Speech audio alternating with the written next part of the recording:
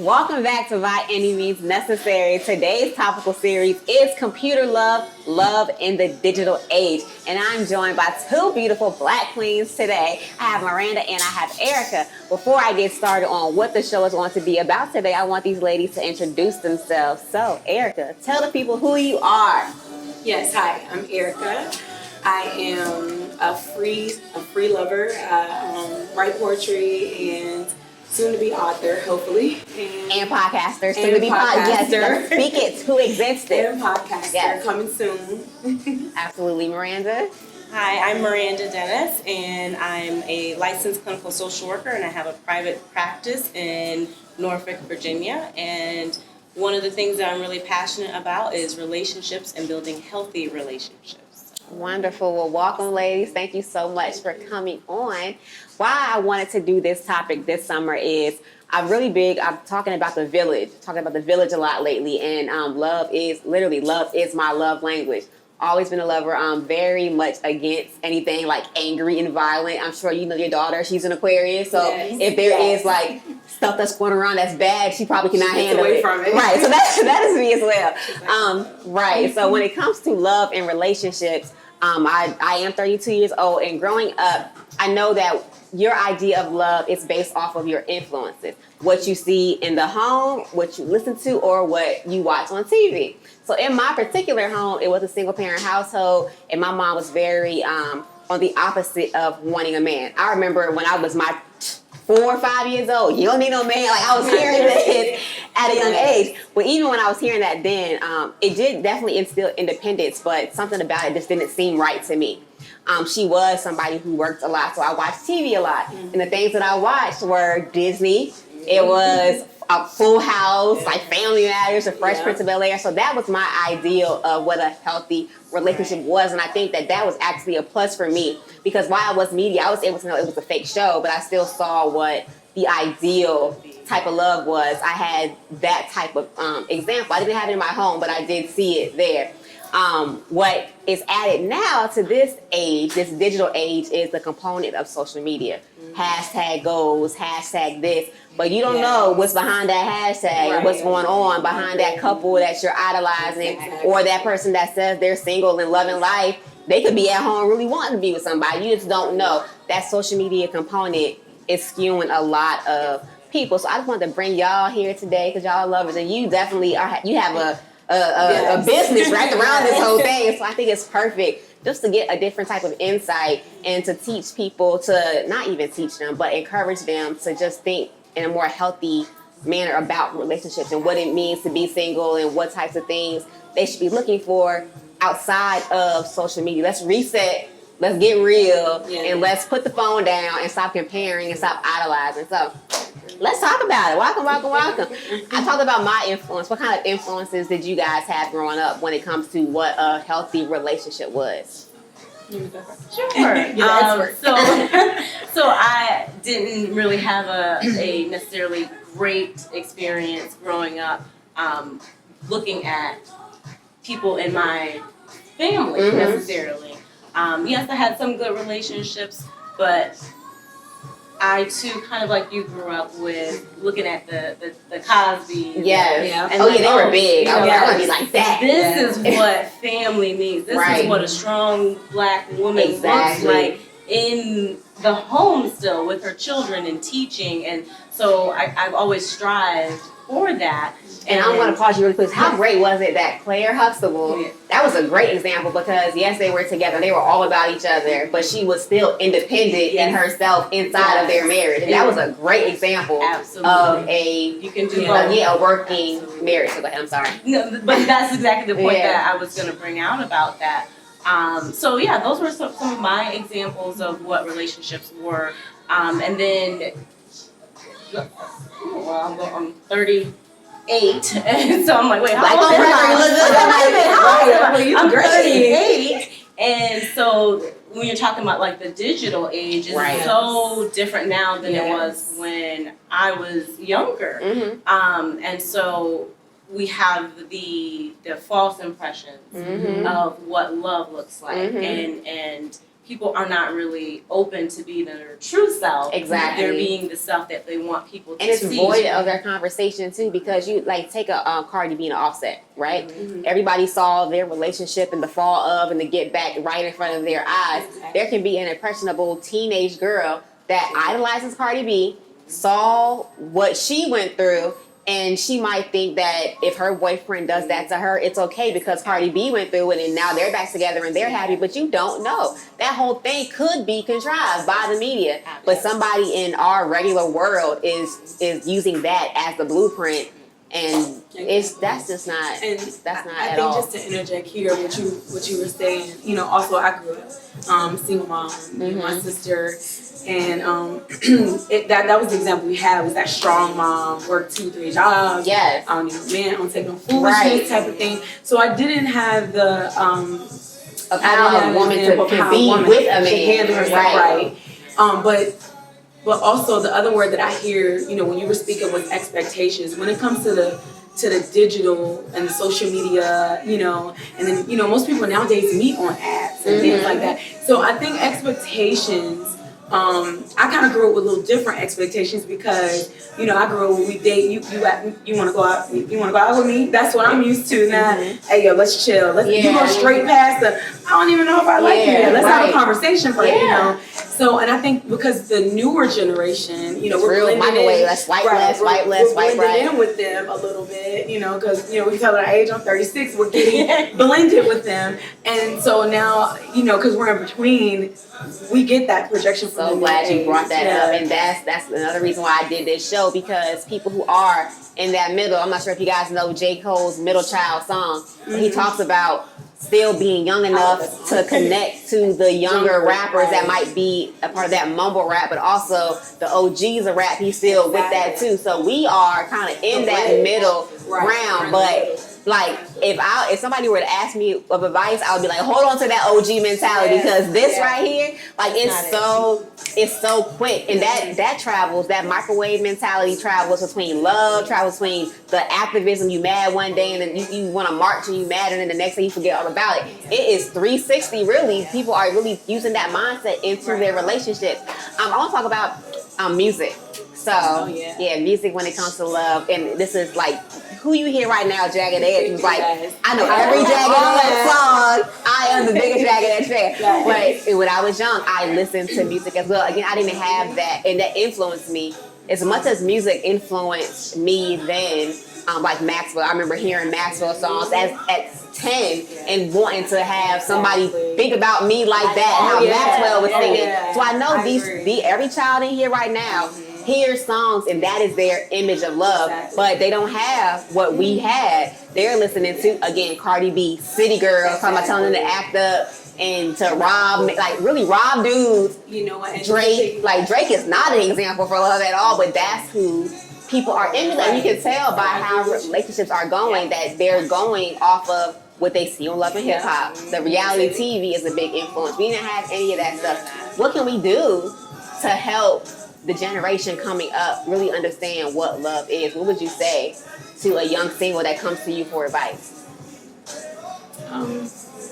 I mean, from my perspective of life, you know, because I get these, you know, questions all the time. You know, I mentor younger girls, or, you know, when I see a young lady and she's struggling with an image or something, I just tell them to, number one, love yourself. You know, love yourself, and the thing that we need to bring back that we've gotten so far away from because of the music, like you said, it make us feel like, oh, we're so independent, we can say whatever, but standards, you know what I'm saying? We gotta have standards, because if we don't, I think that's what the older generation definitely showed me, standards. You know, my mom, you know, definitely had standards. She didn't let just anybody come in. You know, you see that so much with the difference, and, you know, things happen to, you know, kids and stuff. They just want somebody to be somebody there. to be, somebody to love them, somebody to make them you feel just letting something anybody real. in, you know what I'm saying? And that's why I just say it's like dating right now is like cycles of brokenness. Like it's okay to just be broken and just keep stuff cut off. You know, like you said, music. I grew up like Tony. You know, in Condition. Yes, so Tony Braxton. I was mad at a guy so I even to had. me, like that was love. You know, listening to Tony to sing like you know, like Anniversary. You know, love. Like ooh, that's yes. so good. You know what I'm saying? But we don't get that projection in dating. You don't. And, nowadays. and music has energy. Energy is transferable, whether it be me and you right next to each other or what you hear. I still hear music from back then to get goosebumps. The music now does not give me that same feeling. Let me say there are some artists absolutely that understand that, and there are more coming out now as far as R&B that are more, you know, you can tell their parents was playing some older music, but overall that's just not there. So if you don't have TV to watch, that is not a good influence. The best show I think on TV as a representation of what love is, I'm going to go say it's Blackish, but it's Blackish. That's it. I can't think. I could be wrong, but I can't think of anything else. Music wise, you know, it's slim pickings. The radio play the same 7 songs, and I can't think of one that is an example of that right now. We have relationships that are falling apart. You know what I'm saying? So what can we do for people? I know you said talk to them about what a healthy relationship is, but I think the most important thing, or one of the most important things, is before you decide to get into a relationship, make sure you know who you are. Yes, know who you are. Know, like you said, know what your standards are.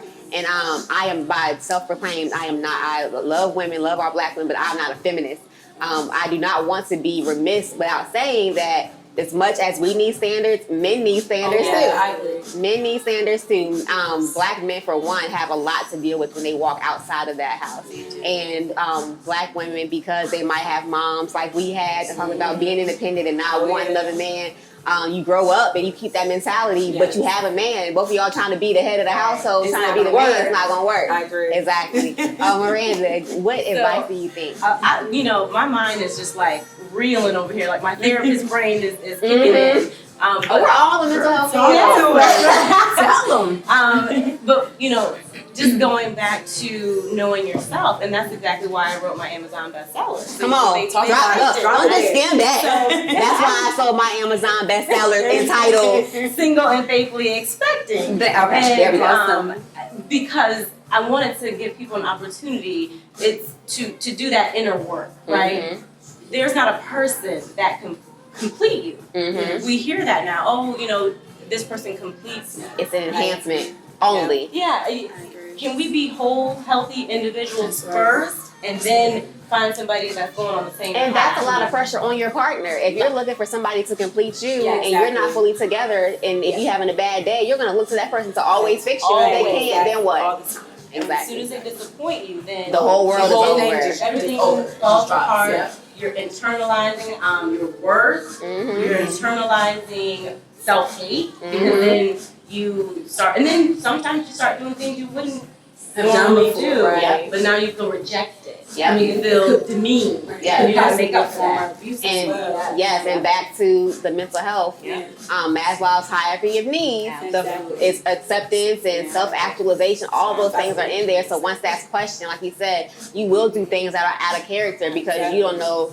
Your worth is questioned because you, like, this person might look at you different, and really it could just be all in your mind because you don't have a whole self. But as far as the fatherless homes, like I said, I know you and I both came from that. I'm not sure if you said you came from a single parent. You did come from a single parent household. I know that a daughter's relationship with their father oftentimes will transcend into the type of man that they are attracted to. So I think that it needs to be something also early in adolescence. It needs to be something that we teach. I have something that I do every year called Naturally You, where we just get girls together and talk about self-love, talk about things like that.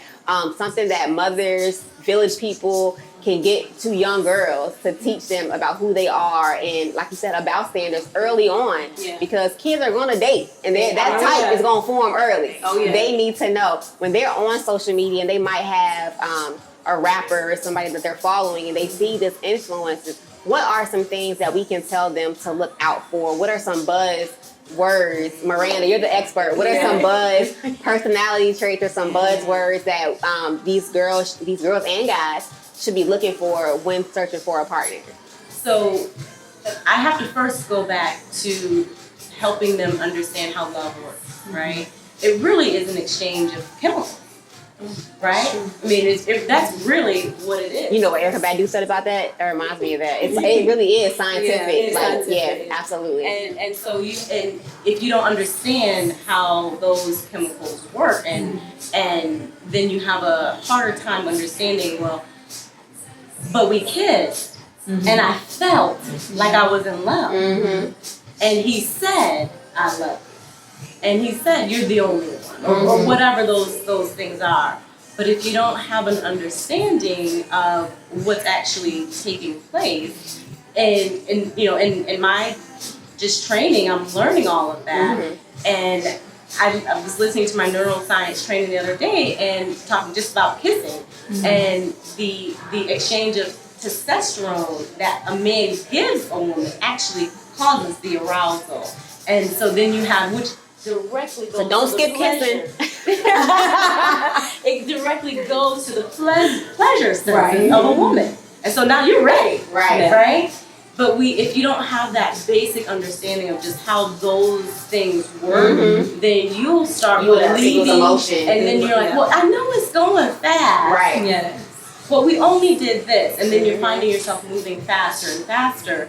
And so some of the key things to be aware of, and I think Erica, you said it earlier, is limits, right? So if you have a standard and you have a limit of, I'm not gonna do this, and you hear the word, well, it's just, right? Minimization Right. of the importance of Right. a standard Right. that you have set. Right. Red flag. It's Yeah. all, Red flag. yes, it's all, again, our society has desensitized us to the things that are important. The importance of Exactly. slowing down, the importance of, and I don't want to say, I said, my brain said investigation, but that's not what I mean. Like slowing down and really getting to know I the was gonna person say. and really getting, like you said, knowing yourself, then get to know your person. I feel like we're all traditionalists when it comes to courting and when it comes to love and things like that. So with that being said, how do you feel about things like Tinder and things like Plenty of Fish and Black People Meet? How do y'all feel? You were the best person. How do you feel You about that? know what? Wow. Because Okay, they're supposed to use like algorithms yeah, I to try match to you. become open to that, but I cannot. Even though you meet people face to face and things still could not be perfect, whatever, it's still something about meeting somebody In face to person. face. I just can't meet you over. I still have like guards, everything. Yeah. Barbed wires. I can't barbed do it. wires. I have real barbed wires. I know somebody Like who was wires on go Plenty of off. Fish and they're married now. So you hear the eHarmony Yeah. stories about people getting married. And I have a and things like personal that. friend who met her husband. They've been together now, I think 12, 13 years. And that's great. I think it's an individual. It's definitely It's like something a- to be said. But when you start using words like algorithms and things like, again, that's very scientific, and I'm sure there is some validity to it. If there wasn't, it wouldn't be spreading and people wouldn't use it.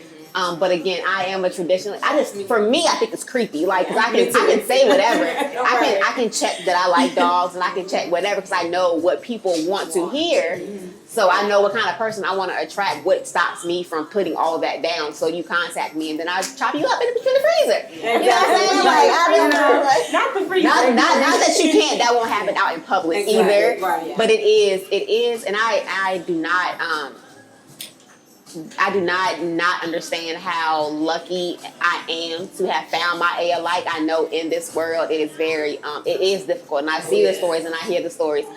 So I just wanted to just get a different perspective, and I know a lot of friends that are struggling, they want to give up, and that's why I kind of backtracked from the whole pride thing. But what I wanted to say when it came to that, I know a lot of people, they feel like they're confused with who they are, period. So sometimes they might choose to be homosexual when they're not because the options are there. But again, it's instant gratification. They want that instant gratification, and sometimes it might be easier to just go with somebody that you really in your heart that's not you, but they're giving you the attention that you want, that you might not have gotten from the person you wanted to get it from. That is a real thing that's happening now. So it really is like, what do we do to heal people and to grow people in themselves that they feel comfortable enough to wait for who is Well, supposed and to I be want, for can I them. just touch on Yeah, that? I'm going a straight couple to you. things I got to touch on. So I want to go back to the online dating really quick. And I'm not opposed to online dating. I think if you're gonna do online dating, you have to have your own personal limits, right? Yeah. Things like you don't meet in someone's home. Don't go to somebody's home that you've never met before. Right. Even if you've seen them 2 or 3 times in a public place, be cautious, right? The other thing that I say is if you meet somebody online, then there's really no way to vet them, right? Other than what they've said. And we gotta have 114 mutual friends. You have to everybody. Ask questions. Ask questions. Exactly. And even if you don't think you're gonna get an honest answer, just ask the question, right? The other thing is don't spend months on the app talking back and forth, texting back and forth, on the phone for hours and hours, and it's been months and you've never met face to face. Because what happens is your imagination kicks in. Exactly. And you start filling in the pieces, right? So you're in a place where you're already emotionally vulnerable. You've created that space to be emotionally vulnerable and raw with somebody that you've never actually connected with. And a lot of times that can Turns lead into to a relationship. not even that too, but it can turn into the catfishing and the people, it's getting like real life getting money taken because you spent 3 months online with a person that you really never met, but they're telling you these things, and that's that added component we didn't have to go through. Like at the most, we had a chat line number we can call, and that was weird to me too. Right. About that. That's all they did is put that chat line, and they just put it on, and they just made it a thing in real life. We have YouTube. We have so many different avenues for people to have access to us. There has to be something sacred about the Access to meetup. us. I was getting too much touched on access something. Right. to us. So of course you don't know who you are anymore because you've allowed yourself to connect with all of these different people, right? And so you're not even sure who you are. And People don't know who they are. And you're telling personal, private, deep information to someone you've never laid eyes on or you've only connected with very briefly. Yes. Well, anytime you're meeting someone new, there's an excitement, there's an energy that's already there. So if you're giving them way too much access too quickly, it'll be hard to pull away. And then you'll find yourself in relationships that you were never meant to be in. Exactly, because it was all the access. I'm gonna piggyback on what you said about access. I think that's another reason why it's hard to date in this digital age. It's too much access. And so people don't have to, do the traditional dating or bump it down. It's like, oh no, I can just conversate this way. And when you open up so many conversations, if you're having a conversation with this person, you're having a conversation with it's like you don't have to limit yourself, but you're giving yourself someone. So when you do get yourself into a position where you're ready to date, are you really giving your whole self? Exactly. Because you have so many doors open. Like now, who are you? You do that, but also if this is happening, if the connection is happening on something like Facebook or Instagram, I can name personally like at least 10 women that I know that go through so much before they post a selfie. So you have, you do whatever you do to stage your post, and the people they see that person. They don't see the person you are. I have a segment called Behind the Likes. They don't see the person you are behind the likes. They are attracted to and they're drawn to this persona, this person that you put out. And you honestly couldn't like them between your exchange, but they don't like who you really are. And then when they get to you, when lashes is off and the hair is off, and you're vulnerable or you want to talk, and they want to talk to that girl who was on the sink in the mirror posting pictures. That's not how you are all the time. Like you have to be careful about who you portray on social media. It's very important. And again, you don't want to give too much access, but you have to find that balance between what you post and what you're transparent about, so you remain a real person. If if you have a personal page, if it's your business page, by all means, do what you got to do.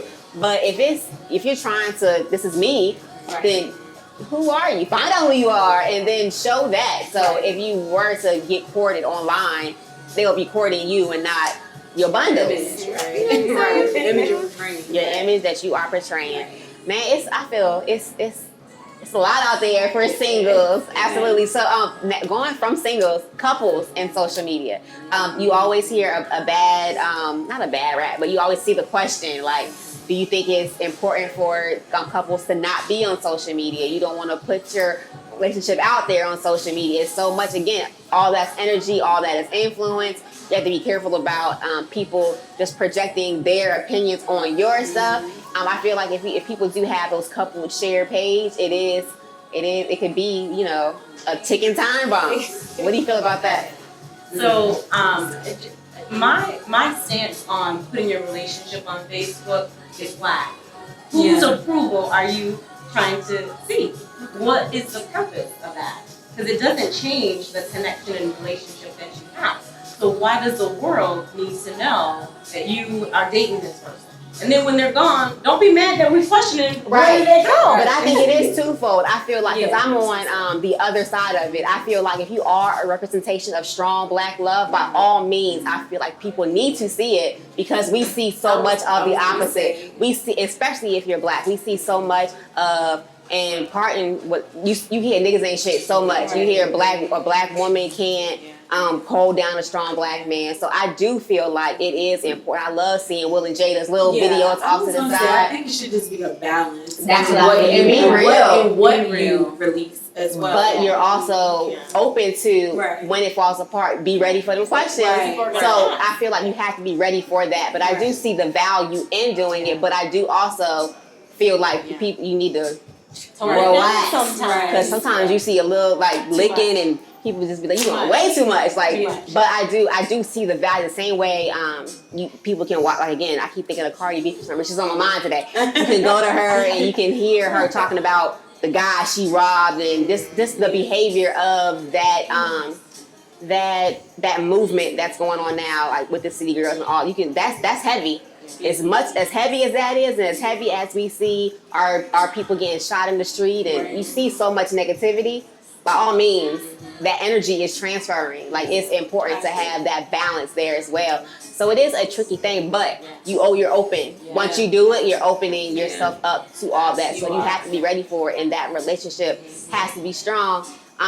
Again, with Behind the Lights, I feel like it's a lot of couples out there that are either not really together, or they're and let me not just say I think there is. I was in a relationship that was posted and it won't what it was. And that, that pressure will keep you somewhere longer, because it's like, dang, well, the whole world is watching. So I see what you're saying. You have to answer to that. You have to, your why, right? Everything is about why. So if it's about, I want to show the next generation this can be done. There are healthy relationships, and have them look up to that. Absolutely. But if your why is so show me, or so the girls know he got a girl, then you might. What's your motivation? You might want to question, or is it, I'm doing this so that I show important and that I matter and that I'm somebody. Exactly. So then that's a whole nother conversation. Yes. That's so important. I think in everything, what I take away from this conversation, and this is a standpoint that I never thought about when it came to love, period, which I appreciate y'all, is in every relationship, friendship, companion, spouse, you have to know the motivation behind why you are there, why you're there, and why you're doing what you're doing. If you don't know, if there's no mission together in mind, it's time to reevaluate.